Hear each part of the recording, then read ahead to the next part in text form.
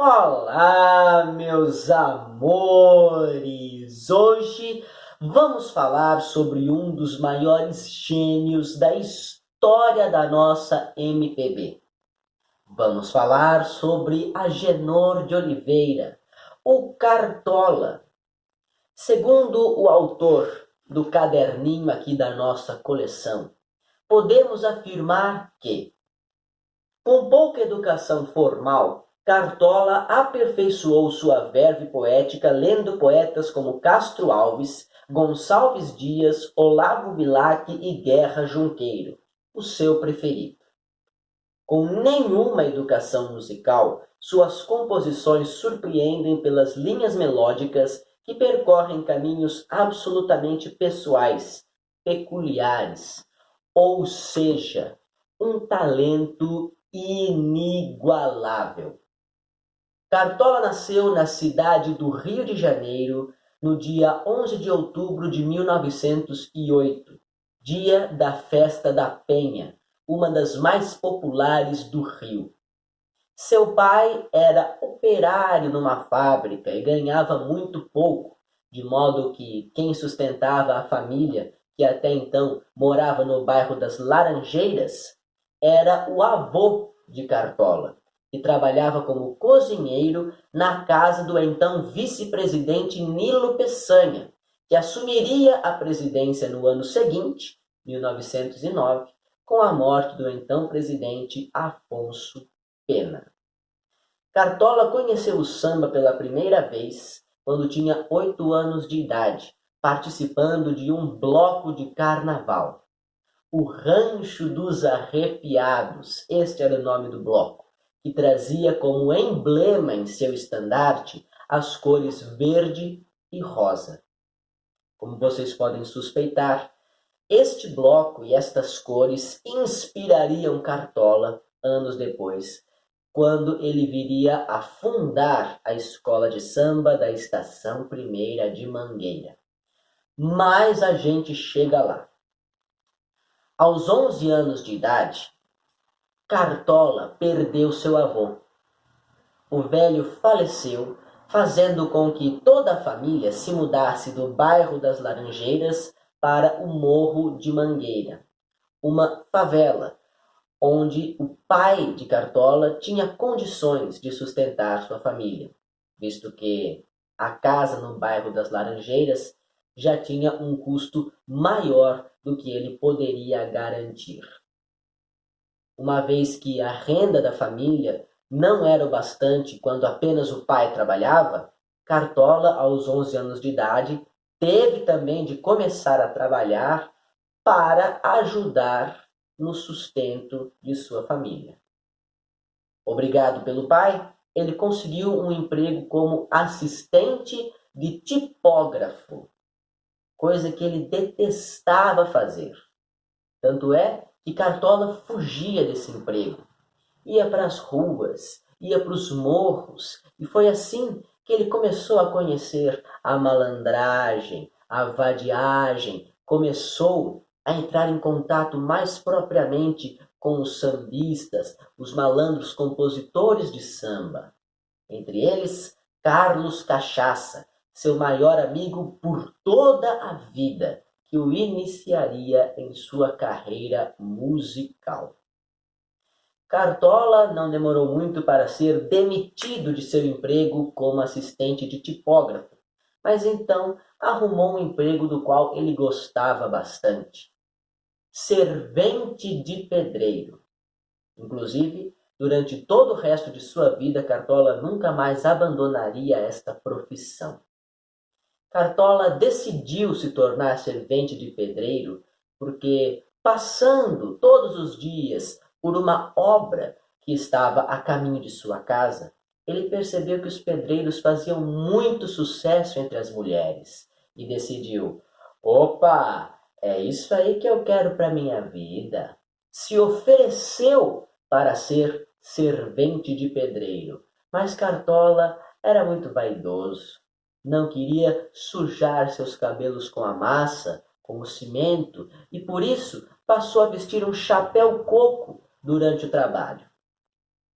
Foi isso que lhe garantiu o apelido de Cartola, dado por seus amigos da época da obra, uma vez que, segundo eles, aquele chapéu-coco lembrava a aparência de uma cartolinha e conferia ao nosso compositor de hoje uma aparência muito mais elegante. Gostou? Amor? Mas apesar de trabalhar, Cartola não ajudava muito em casa, não. Ele gastava todo o pouco dinheiro que já recebia com bebida, jogatina e prostituição. Foi então que, em 1926, após a morte da mãe de Cartola, seu pai decidiu expulsá-lo de casa. E a partir daí, inicia-se um período muito difícil na vida do compositor. Ele começou a morar na rua, a perambular pelo morro, sem casa, sem família, até que encontrou uma mulher que cuidasse dele. Dona Deolinda, mulher casada, 25 anos, mãe de uma filha de 2 anos de idade. Ela tratava de Cartola como se fosse um filho, afinal de contas, Cartola era apenas um moleque de 18. Ela lavava a roupa dele, dava de comer, tratava das doenças, até que essa relação de mãe e filho começou a mudar. Em dado momento, Cartola e Deolinda passaram a ter uma relação de homem e mulher. O marido de Deolinda, quando soube, abandonou o barraco e Cartola tomou seu lugar. Juntou-se com Deolinda e aos 18 anos de idade já era pai de família. Família essa que ele também não sustentava, passava o dia inteiro na malandragem, enquanto sua mulher é quem arcava com as despesas da família, lavando roupa para sobreviver. Bem, em 1928, Cartola, Carlos Cachaça e outros amigos, outros sambistas do Morro de Mangueira, decidiram juntar todos os blocos de carnaval da favela e formar juntos uma escola de samba. A Estação Primeira de Mangueira. Sim, uma das maiores campeãs dos desfiles cariocas até os dias de hoje, fundada pelo nosso Cartola e companhia no ano de 1928. Uma das maiores conquistas e um dos maiores legados deixados por Agenor de Oliveira em toda a sua vida. A fundação da escola de samba causou muito interesse em toda a cidade do Rio de Janeiro. Tanto é que os olhares de cantores e compositores mais famosos no mercado fonográfico, no mercado das rádios, começaram a se voltar para os compositores da favela de Mangueira, principalmente Cartola. E foi assim que, em 1929, o nosso compositor de hoje conseguiu lançar em disco sua primeira composição, Infeliz Sorte, gravada pelo rei da voz Francisco Alves. Ao longo da década de 1930, é possível dizer que Cartola teve uma carreira até mesmo bem-sucedida como compositor, vendendo os direitos autorais de sua composição para cantores que gostariam de gravá-la e ficar com a coautoria. Nesta época, ele chegou a ser gravado por cantores do nome de Mário Reis, Silvio Caldas e até mesmo Carmen Miranda. Noel Rosa também voltou sua atenção para a Cartola. Juntos, eles compuseram 2 canções. E pasmem vocês, até mesmo o maestro Heitor Villa-Lobos, um dos nossos maiores eruditos, interessou-se pelo samba popular de Agenor de Oliveira. Foi através do maestro que, em 1937, Cartola conseguiu uma participação no filme Descobrimento do Brasil, dirigido por Antônio Mauro. Foi assim também que Cartola gravou com sua própria voz sua primeira composição, Quem Me Vê Sorrir, no ano de 1940. Sorria, meu bem. A década de 1940 parecia muito promissora ao nosso compositor. Do ano de 1940 a 1942, ele chegou até mesmo a manter o seu próprio programa de rádio. Porém, em 1946, Cartola contraiu uma doença que viria a acabar fisicamente com a sua saúde: a meningite. Para piorar a situação, logo em seguida, Deolinda, companheira de Cartola, viria a falecer, vítima de um problema cardíaco. E por fim, em 1949, após uma briga com o presidente da Mangueira, Cartola seria expulso da própria escola de samba que ajudara a fundar. Os anos de 1950 iniciam um novo período muito difícil na vida de Cartola. Desiludido com tudo, ele decide abandonar o Morro de Mangueira, sumir de vez. Ele aluga uma casinha na região de Nilópolis, na Baixada Fluminense, mas logo a perde. Cartola passa então a morar na rua, não tinha emprego, não cantava mais, não compunha mais, perdeu os dentes, envelheceu anos em meses e bebia cerca de 2 litros de cachaça por dia. O grande responsável por tirar Cartola desta situação deplorável foi o seu melhor amigo Carlos Cachaça, que o encontrou nas ruas e empenhou uma força-tarefa em sua ressurreição.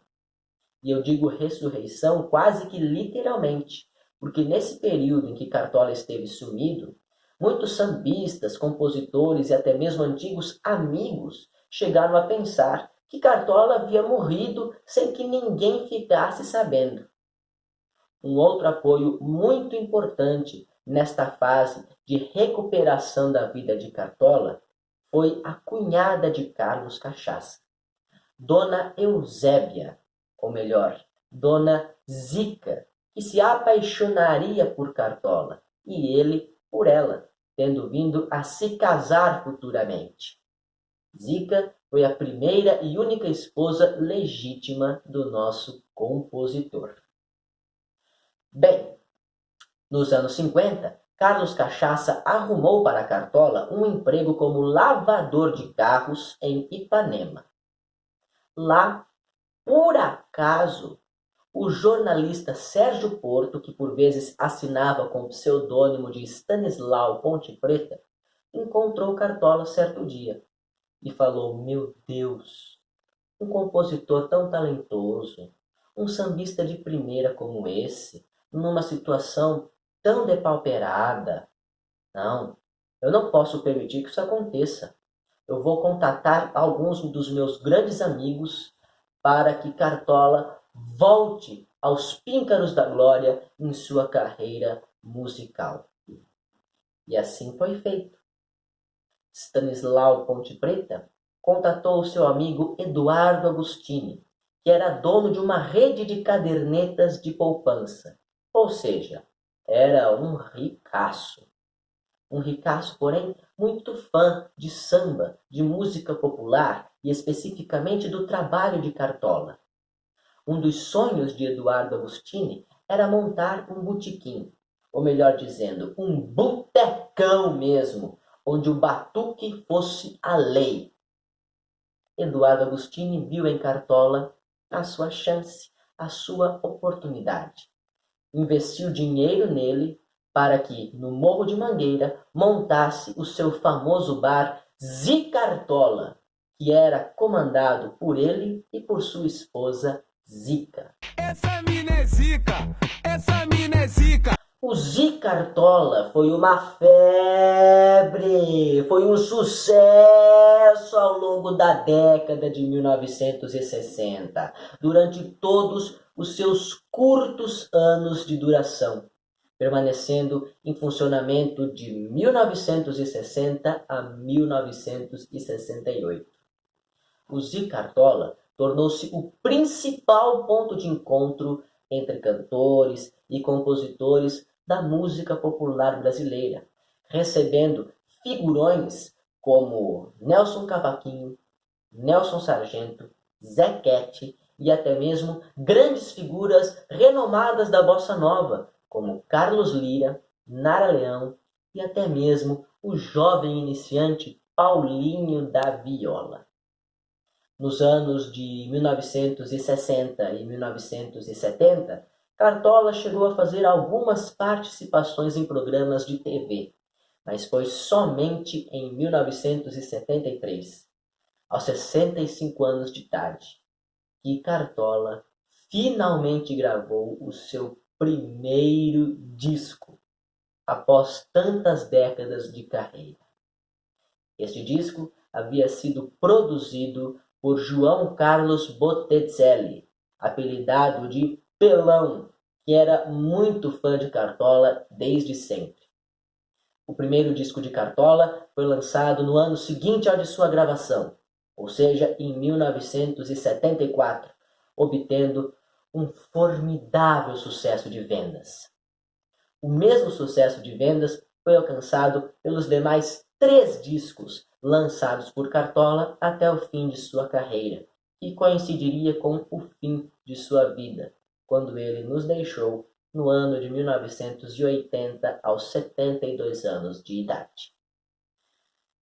Gente, isso foi só um pouquinho da vida de Cartola, deste gênio da MPB que eu trago para vocês.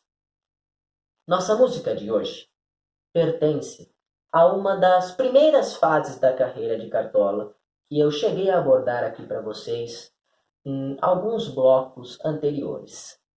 É aquele momento dos anos 30 em que canções de Cartola estavam sendo registradas por algumas das maiores vozes dos momentos. Vocês estão lembrados? Eu citei Francisco Alves, Mário Reis, Silvio Caldas e até mesmo Carmen Miranda. Pois é, mas nossa música de hoje, especificamente, não foi gravada por nenhum deles. Senhoras e senhores, com vocês, o samba Não Quero Mais Amar a Ninguém, composto em 1936 e gravado neste mesmo ano pela dona Aracy de Almeida. Sim, ela mesma, a maior intérprete dos sambas de Noel Rosa, que também mandou muito bem como intérprete deste samba de Agenor de Oliveira. Uau! Nossa música de hoje é uma parceria entre Cartola, seu fiel amigo Carlos Cachaça, e um terceiro compositor chamado Zé da Zilda. Nosso samba de hoje, Não Quero Mais Amar a Ninguém, vai tratar da temática de uma desilusão amorosa. Estamos diante de um eu lírico que se compromete a nunca mais se apaixonar, a nunca mais amar ao longo de toda a sua vida, depois de ter sido abandonado pela mulher que ele ama ainda na flor da juventude. Isto provocou nele uma desilusão amorosa tão grande, um bloqueio tão grande, que ele, para se defender, prefere nunca mais amar a ninguém. Eu vou deixar aí embaixo na descrição do vídeo a gravação original de Aracy de Almeida e vou deixar também uma gravação contida no nosso caderninho da coleção. É o volume de número 3, que fala sobre a vida do Cartola, e a faixa Não Quero Mais Amar a Ninguém é a última, é a número 14, na voz do já citado Paulinho da Viola, considerado por muitos discípulo, herdeiro do samba de Cartola, título este, porém, que ele recusa sempre com muita delicadeza. Ok, minha gente, este foi o programa de hoje. Muito obrigado pela paciência de vocês, pela audiência de vocês, e semana que vem voltamos com mais samba aqui no Vamos Falar de Música Brasil. Ok? Então, um abraço no coração de vocês. Beijos na alma. Muito obrigado. Até semana que vem. E lembranças do Emílio. Tchau, tchau.